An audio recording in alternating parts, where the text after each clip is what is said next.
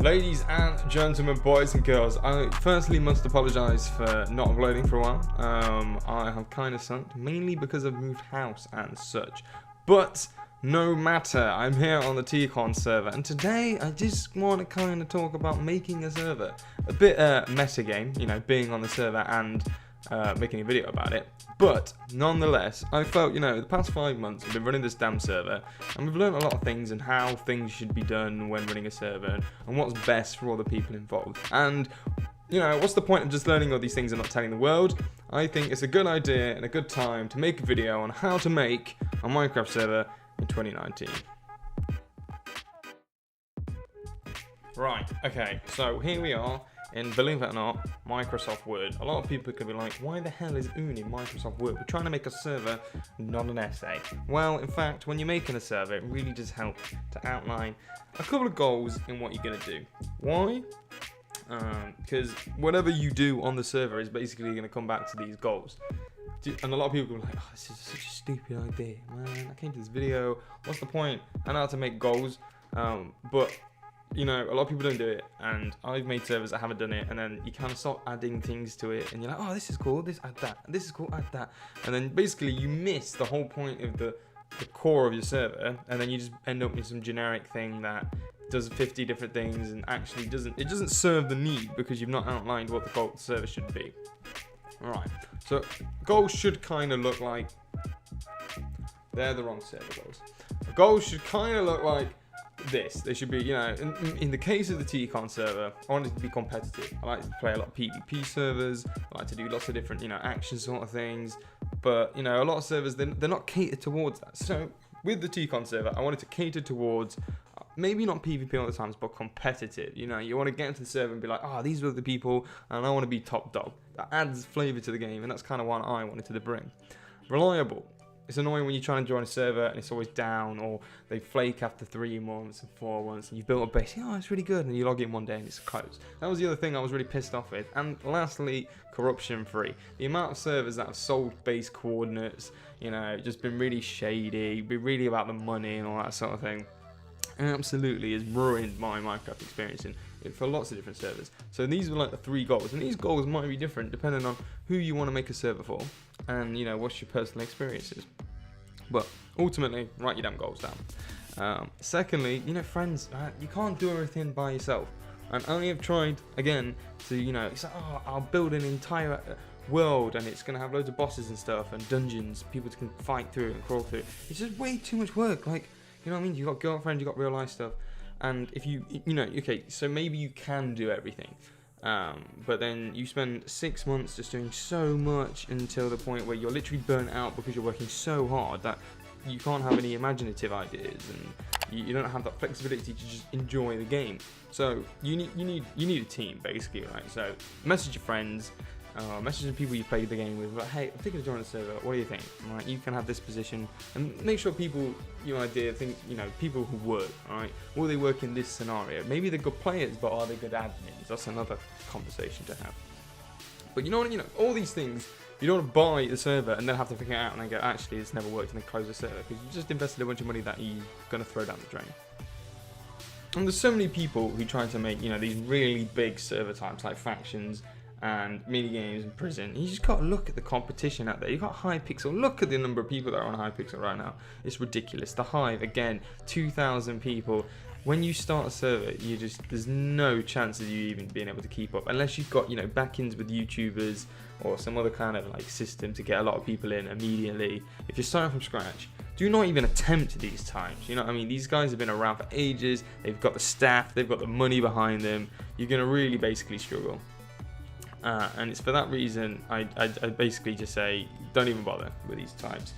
And even if you're making a small server type, there's loads of competition. You're like, oh, I'm gonna make an RPG server where people can go through that. There's Wernecraft and there's a bunch of other ones, and they've got thousands of people on.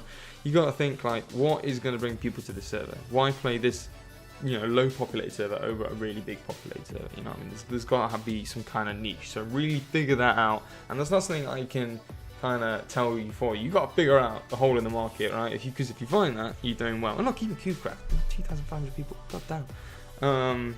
That's the hard one. That is the biggest one. Where's your niche? How are you gonna make it so people come to your server instead? And I do say buy for a reason, because, oh man, going back to when I was like 16, 15, whenever, I was like, oh yeah, we're gonna have a Minecraft server, but guys, you can only log in between 8 PM and 10 PM, and after that, my mum's gonna send me to bed, so the server's gonna close. You know what I mean? That's not the coolest sort of thing you want to do. Nobody wants to join a server, but like, oh, I really want to play now, and you can't get on. So it's got to be dedicated hosted. You got to put some money into it. And the other side of that is people go, oh, straight, I'm gonna buy the biggest server ever. And you know, you spent like, some people have spent, it's dropped like 500 quid, and they're like, okay, how many people are playing? 10. And you're like, okay, so we just bought a server for that, you know, it's for 300 people a month, and only 10 people are playing. So you think about like, the amount of cost per month you're actually wasting is quite a lot. And again, you know, if you've got the YouTuber backing and you know there's gonna be a lot of people playing, go for it, go big dick, you know what I mean, that's fine. But what I recommend is going for the cheapest server you can, right? Or, you know, maybe not the cheapest, but a good amount to host, you know, up to 20 people, whatever, right? 10 to 15, 20 people. And working from that. Because, you know, you got to get your staff in. Some people might flake. You got to create the server. You got to kind of get your niche. It might take you 3 months to get the server up. Why are you paying 60 quid a month to, you know, get the server ready? And for that reason, increase the server tiers as you go. So, you know, that's the 2 tips. Make sure your server's 24/7 hosted, and make sure, you know, it's appropriate for the number of people you have and what you plan to do.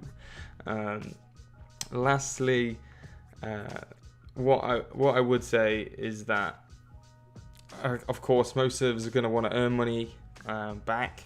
You know, if you're spending this 360 quid a month, big dick sort of style, there's generally some kind of way people want to get money back into it. But that's going to go into your gameplay design. That's going to decide how basically players interact with your server. And that kind of comes back to your niche in some way. If you are an RPG server, how do you sell a product? You know what I mean? And there's many different ways of doing that. And it goes into a lot of game theory, actually. But, you know, excluding all the complexities, you got to pay for a server. And it's got to be appropriate. Okay, so in this hypothetical situation, we've bought our server. Problem solved, right? Mostly, in fact, we've got quite a few other things to do. Mod packs. Mod packs are a huge part of this game. They're pretty integral into kind of what we decide to do. And unfortunately, with the way Minecraft works recently, there's like 50 different versions of the damn game. Some people prefer 1.8, some people prefer the latest stuff. Again, you're going to have to figure out what works best for you. But one caveat I'd love to make a whole point about is that you really need to decide what kind of mods you're going to use, and be careful not to overdo mods. Look at the amount of mod packs here. We could do so many different mod packs. It's literally ridiculous. And this is just, you know, the big ones. So you're going to get to the situation where, oh, we can do this, we can have that. And then, you know, some kind of reason that a mod becomes unavailable anymore. Like, especially if you're going to be on the latest version, you know what I mean? We're having this recent issue where, okay, so we're on 1.14.2, alright? So we've just come from 1.13, and we're like, okay, we've had all these things on the server, and it's allowed us to do loads of cool things on, but now the server's patched. You're like, shit, some of these mods don't even work anymore, or some of the things that we thought might work haven't been patched, or they won't get patched for 6 months. And you're like, well, how can we have the server if this isn't going to work for 6 months? Or are there any alternatives? But the alternatives cost. So you have to be really kind of, what I'd say is be really scrutinous on what mods you have on your server, right? And obviously, you know, Bucket Spigot, the Paper Spigot, they're the big ones. But, you know, you can, if you go to our file manager here, and go to our plugins, we have quite a lot of mods, alright? And you don't, it's really hard to understand, like, actually, like, oh shit, we need to stop players doing ender chests, or you need to have multiverses, multiple different worlds, so we can have a hub. And you start stacking up so many, and you really have to be like, okay, do we need this mod? No. Can we do this with command blocks, for instance? Actually, yeah. Well, that way we can reduce the amount of overhead for our server running all the time. That means we're not having a dependency. So, if something happens to this mod, it doesn't screw the server. So, one of these tips would be really conservative with your mods. Don't just throw mods that are pointless in there. Make sure each mod is crucial and, like, works towards your overall goal. Alright? And as soon as it isn't, remove it. You know what I mean? If you think, like, oh, players really want to sit down or something and we kind of add this RPG element, and people just aren't using it, axe it. there's no need to keep it around. Oh, it's cool, but you think, you know, it's not really adding anything. It doesn't add anything tangible to the server. Kill it straight away. You need to make sure you be really hard on what mods you have. Alright, so we're in our server. We spent the past X amount configuring things. We've got a good staff team. Spawn is crucial to everything. It's going to be the first thing players see on your server. Getting the right spawn type is brilliant. A lot of people see this spawn and go, it's a block. Alright? It doesn't mean anything. Actually, this spawn is serving multiple different agendas here. You see, one of my goals was to make the server competitive. If players spawn on the top, they can't get out, right? So you can clearly see this spawn, this entire thing here, is actually designed for PvP. Basically, it acts as a little arena. You know, see how people are embanked in. It's gonna kind of keep people in this major area. At the same time, people can see who's around at all times. If I'm a player, right, you see that's the main issue with really complicated spawns. You know, you say, I wonder who's in the PvP zone, and you have to, like, there's freaking trees all over the place, and you can't really see anything. Whereas this spawn is designed to say, okay, that player's out there, right? And you can get to them. You can quite see other players really easily. Therefore, it encourages PvP on the server. Therefore, it encourages competitivity, if that's a word, right? So there's loads of different meanings behind these spawns. At the same time, we want it to be really easy. Look, jail. There we've got the player heads. There's the random TP. Again, with huge, massive, complicated spawns, right? Players are just gonna be like, I can't find the thing I want. And if they just joined, right? If a player is pissed off or is finding 2 or 3 things they don't like in the first 10 seconds of them joining, they're gonna leave straight up immediately. That's the first thing I kind of realized when people play the server, is that you know, it's like, I can't find the random TP, I'm gone. Or if they die too quickly, I'm gone. Or if they get ganked by another player in the first 10 seconds, they're like, I can't probably play in the server. It sucks, I'll find a better one. They leave immediately. So you really have to think about 10 seconds into this server, what are people going to see? Can they get all the things they wanted to check? Because basically, when they join a server, they're going to be like, okay, what's here? What can I do? What's there? Is there a /help? And if your server doesn't meet that immediately, it's got no chance. You will have 0 players for the rest of forever. Lastly, we're going to talk about incentives. Incentives are crucial, right? I play a server, what keeps me here and continuing to play every day, right?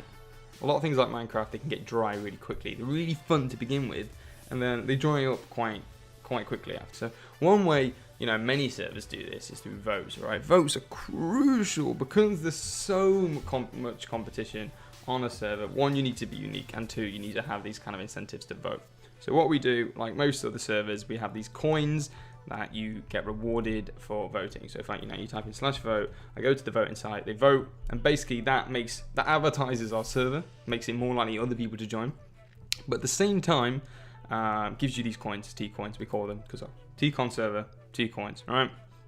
And you can cash in your voting coins for gear on a PvP server. That's pretty useful, all right? But then you're thinking, this when it comes into competitivity and keeping things interesting, you're a bit like, well, you know, I've got full diamond, I've got a good farm going on now. I don't need to vote. Bugger it, I've got loads of diamond gear.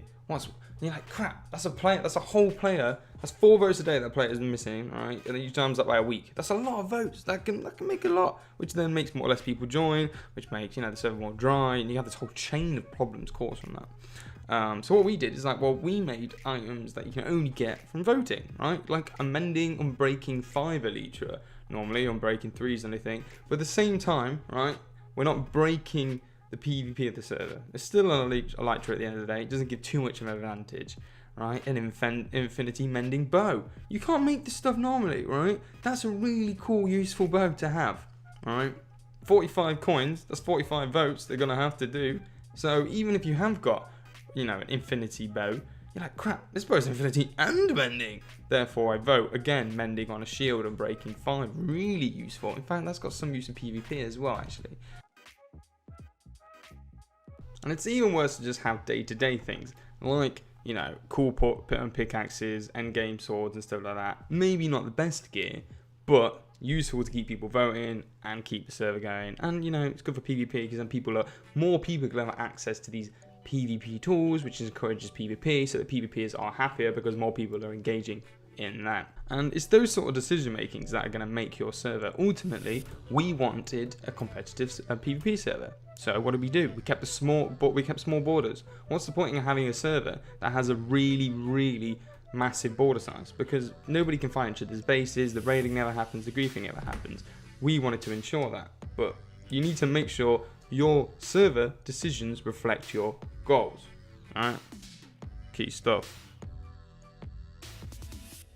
And lastly, this takes us back to a kind of a last bit of this, having a good server, is that the server is as only good as the community. What makes Hypixel a good server to play? It's because it has the players. And what makes your server going to be good to play is that, you know, it needs to have a group of players. I'm lucky, I do streams and stuff, so a lot of people are playing the server through TKON, the core guys, but then they invite their friends, and you know, you need to ensure that your server ultimately has a kind of friendship, kind of close-knit, people know each other, and then that's going to give people a reason to come back. Why play a server full of strangers when they can play and fight or engage with people that they've already met or know? Adds that extra sort of thing. It's like playing games with friends. That's kind of what makes it more fun.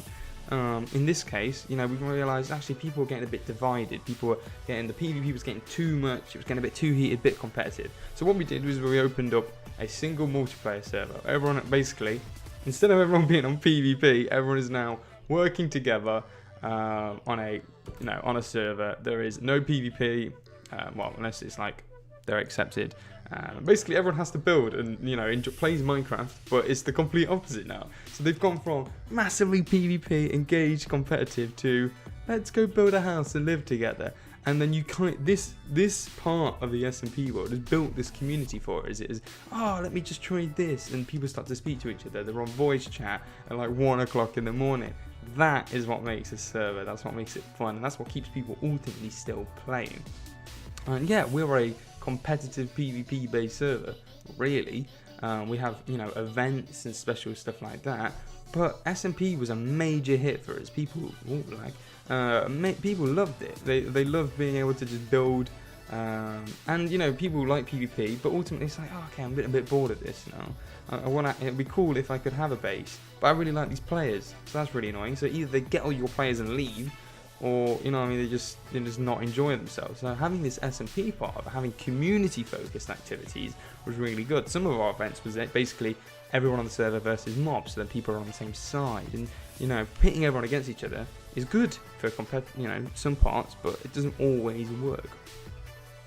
And ultimately, this is combined with the fact you need to have stuff like a Discord. A website is really good, a place where people can basically work together and communicate long term. You don't want it to be always just text on a server. A lot of the time, I go to work, you know, younger guys go to school, sixth form, college, whatever. And it's good to have these links to the server and give announcements. You know, what was if I did, oh, we're doing an event now. A lot of people are like, oh, crap, well, I missed it. You know what I mean? They didn't understand the time zones, or they just didn't get the message. Discords, websites, some kind of forum, it's critical to getting your messages out, to tell that you're still working on the server. You know, it gives a way to be like, hey, we're adding this, adds interest, and gives that kind of space for players on the server to communicate, join teams, form groups, and again, build the community. And there you go, there's some tips that I've learned over the past 6 months of building a server. You know, it's not an easy thing to do, and it's definitely a long-term investment. Don't go into a server expecting to make money. Don't go into a server expecting it to be like 2 months. If you're going to make a server, it's going to be a year long, and there's going to be loads of trials, and you're basically never done. There's always things to do, there's always things to learn, and there's always advertising and stuff like that you need to do. If you do want to play a really good server, hint, go check out mine. All that stuff will be that in the description below. If you do want to see more servers about, you know, playing and learning about Minecraft and all this kind of understanding of the game, and maybe it's higher level stuff, especially, you know, other things, we are having a higher tail server, and we've got a World of Warcraft Classic clan coming along. Leave us a like, subscribe, join the Discord. That'll be really good. It means a lot to me. Catch you guys on the flip side. Bye!